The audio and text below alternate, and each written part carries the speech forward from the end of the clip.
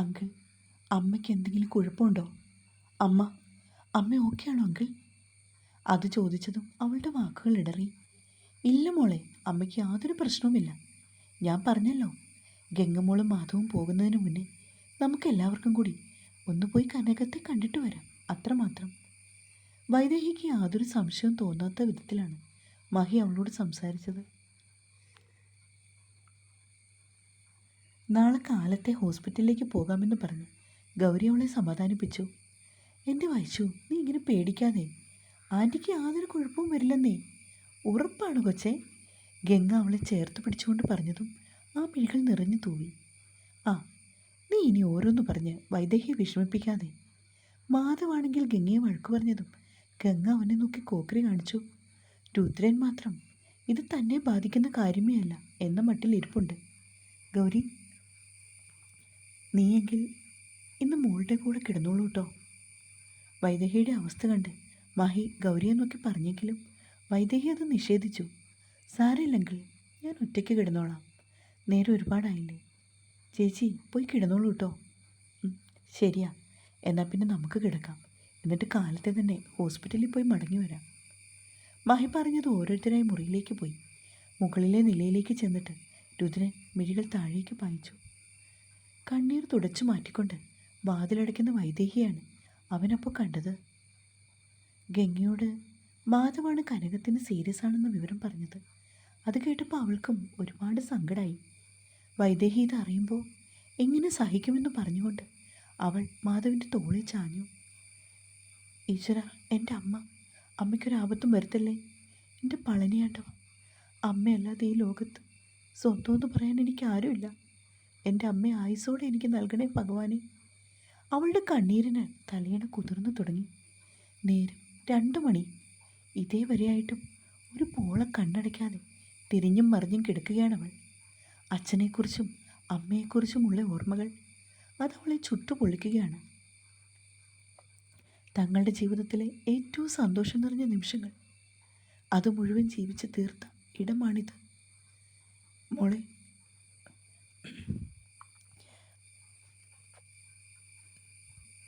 മോളെ വായിച്ചു, അമ്മ വിളിക്കുന്ന പോലെ ഒരു നിമിഷം അവൾക്ക് തോന്നി. വേഗം തന്നെ വൈദേഹി പിടഞ്ഞെഴുന്നേറ്റു. വാതി തുറന്ന് പുറത്തേക്ക് ഓടി. അമ്മേ, അറിയാതെ അവൾ നിലവിളിച്ചു പോയി.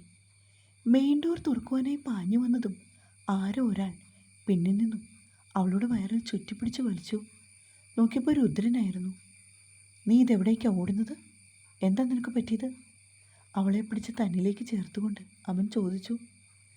അത് പിന്നെ ദേവേട്ട, അമ്മ വന്ന് വിളിച്ച പോലെ. അത് പറയുമ്പോൾ പാവം കരഞ്ഞുപോയി. നീ സ്വപ്നം വല്ലതും കണ്ടതാവും. ചെന്ന് കിടന്നുറങ്ങാൻ നോക്ക്. അവൻ ശ്വാസിച്ചതും വൈദേഹി ഒന്നുകൂടി അവനെ മുഖമുയർത്തി നോക്കി.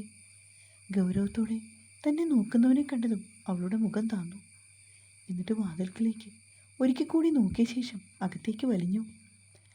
എന്തോ ദുസ്വപ്നം കണ്ട് ഉണർന്ന ശേഷം താഴേക്ക് വന്ന് സെറ്റയിൽ കിടക്കുകയായിരുന്ന രുദ്രൻ.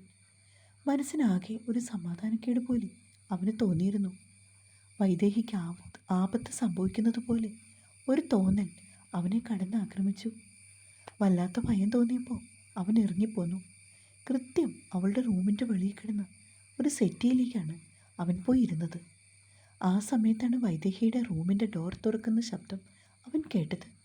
നോക്കിയപ്പോൾ മുൻവശത്തെ വാതിൽ തുറക്കാൻ പായുന്നവളെയാണ് അവൻ കണ്ടത്. ആ രാത്രിയിൽ ഉറക്കം വരാതെ അവനും തിരിഞ്ഞു മറിഞ്ഞു കിടന്നു. രാവിലെ നേരത്തെ ഉണർന്നു എല്ലാവരും ഹോസ്പിറ്റലിൽ പോകാൻ റെഡിയായി. പോകും വഴി ബ്രേക്ക്ഫാസ്റ്റ് കഴിക്കാമെന്ന് ഗൗരി തലേരാത്രിയിൽ മഹിയോട് പറഞ്ഞു. അതാണ് നല്ലതെന്ന് അവനും മറുപടിയും കൊടുത്തു. യാത്രയിലുടനീളം വൈദേഹി മൗനമായി ഈശ്വരനോട് കേണത് തൻ്റെ അമ്മയെ കാത്തുരക്ഷിക്കണേ എന്ന് ഒരു പ്രാർത്ഥന മാത്രമാണ്. ഇടയ്ക്കെല്ലാം അവൾ നെടുവീർപ്പെടുന്നത് രുദ്രൻ മിററിൽ കൂടി കാണുന്നുണ്ട്. ഹോസ്പിറ്റലിലെത്തി എത്തിച്ചേരും മുന്നേ ബ്രേക്ക്ഫാസ്റ്റ് കഴിക്കാനായി എല്ലാവരും ഇറങ്ങി. വൈദേഹിയെ മഹിയും ഗൗരിയും ഒരുപാട് നിർബന്ധിച്ചപ്പോൾ അവൾ ഒരു കോഫി മാത്രം കുടിച്ചെന്നു വരുത്തി.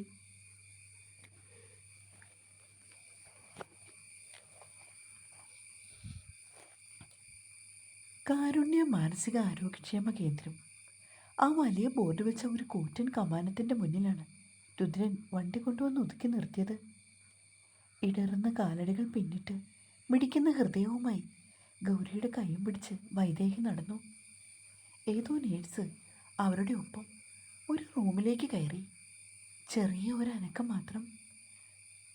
മെല്ലിച്ചൊരു രൂപമാണ് കട്ടിൽ കിടക്കുന്നത്. അമ്മേ! ഗൗരിയുടെ കൈ വിടുവിച്ചുകൊണ്ട് വൈദേഹി ഓടി. അമ്മ, കണ്ണ് തുറക്കമ്മ. ഞാൻ എൻ്റെ അമ്മയെ കാണാൻ വന്നപ്പോൾ ഇങ്ങനെ കിടക്കുവാണോ? എഴുന്നേറ്റ് വരാൻ പറയൂ ഡോക്ടർ. എൻ്റെ അമ്മയോടൊന്നും പറയൂ. പറയുന്നതിനൊപ്പം തന്നെ കനകത്തിൻ്റെ ഇരു കവളത്തും മാറി മാറി ചൊന്നിപ്പിക്കുകയാണവൾ. മകളെ ഒന്ന് നോക്കുക പോലും ചെയ്യാതെ ആ ശരീരം അങ്ങനെ കിടന്നു.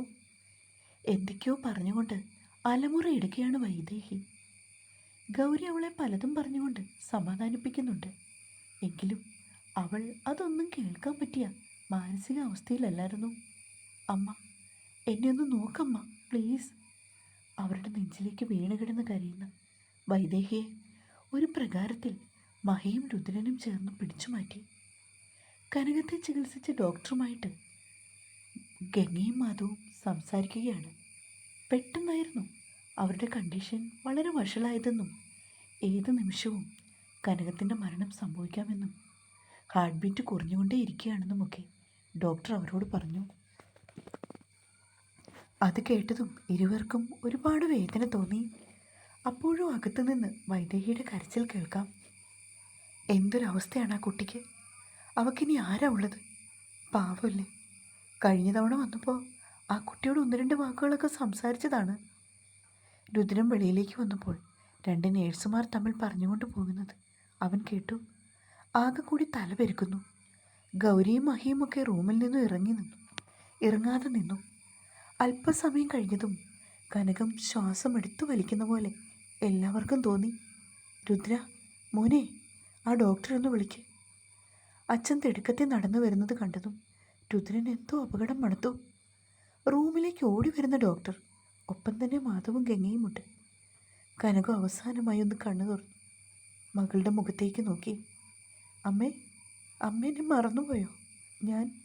ഞാൻ വായിച്ചു വേണമേ, അവൾ വിതുമ്പി. പെട്ടെന്നായിരുന്നു കനകത്തിൻ്റെ മിഴികൾ നിറഞ്ഞ് കണ്ണീര് ചെന്നൈയിലൂടെ ഒലിച്ചിറങ്ങിയത്. അതുകൂടി കണ്ടതും അമ്മയുടെ കണ്ണീർ തുടച്ചു മാറ്റിക്കൊണ്ട് വൈദേഹി അവരുടെ ഇരു കവളിലും മാറി മാറി ചുംബിച്ചു. എന്തിനാ കരയുന്നേ? എൻ്റെ അമ്മയ്ക്ക് ഒരു കുഴപ്പമില്ല കേട്ടോ. എൻ്റെ പഠിത്തമൊക്കെ കഴിഞ്ഞു. ഇനി നമ്മൾക്ക് രണ്ടാൾക്കും കൂടി ഒരുമിച്ച് താമസിക്കാം. അമ്മ എഴുന്നേറ്റ് വന്നേ. വൈദേഹി ഒരു കൊച്ചുകുട്ടിയെപ്പോലെ അവരോട് സംസാരിക്കുകയാണ്. ഗൗരിയും ഗംഗയും ഒക്കെ അത് കണ്ട് കരയുകയാണ്. മഹിക്കും സങ്കടം വന്നിട്ട് അവൻ വാതിൽക്കൽ നിന്ന് മാറി നിന്നു. പെട്ടെന്നായിരുന്നു കനകം ഒരു ഇക്കളെടുത്തത്. അയ്യോ ഡോക്ടർ, അമ്മയ്ക്ക് എന്താ പറ്റി? വൈദേഹി പെട്ടെന്ന് എഴുന്നേറ്റു. അപ്പോഴേക്കും കനകത്തിൻ്റെ ശ്വാസഗതി മന്ദഗതിയിലായി. പയ്യെ പയ്യെ അത് കുറഞ്ഞു വന്നു. വൈദേഹിക്ക്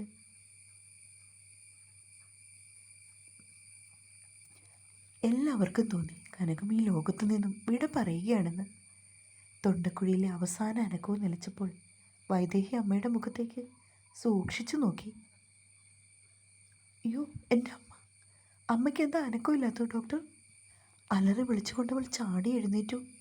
വൈദേഹി, മോളെ കരയല്ലേ കുട്ടി നീ? ഗൗരി അവളെ വട്ടം പിടിച്ചു.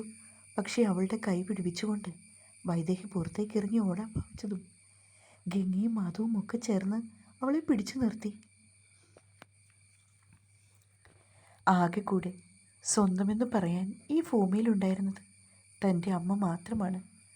ഒടുവിൽ അമ്മയും പോയി, തന്നെ തനിച്ചാക്കിയിട്ട്.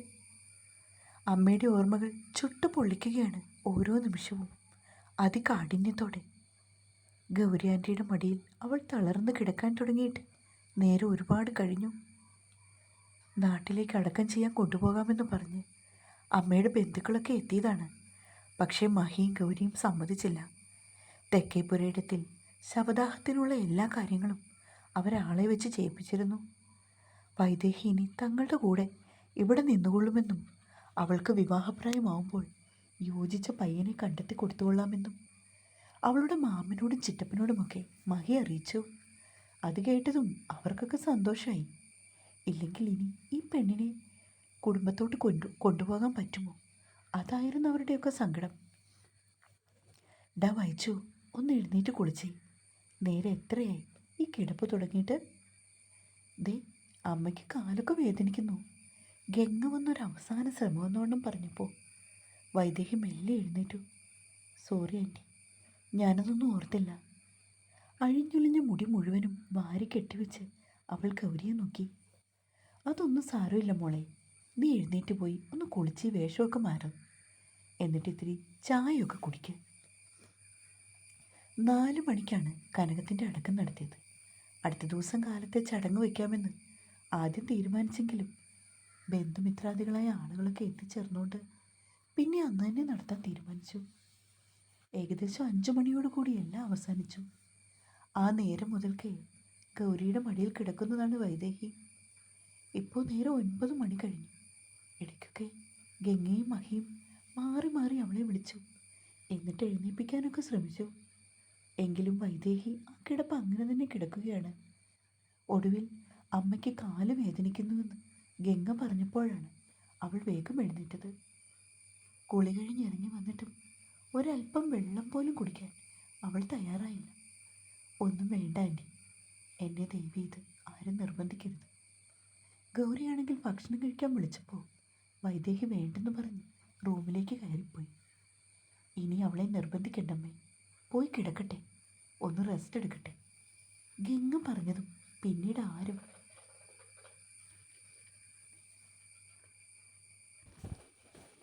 അവളെ വിളിക്കാൻ പോയതുമില്ല. അന്ന് അവളെ തനിച്ച് കിടത്തേണ്ടെന്ന് പറഞ്ഞ് ഗൗരിയും ഒപ്പം കിടന്നു. ഗൗരിയുടെ മാറിൽ പറ്റിച്ചേർന്നു അവൾ പിന്നെയും ഒരുപാട് കരഞ്ഞു.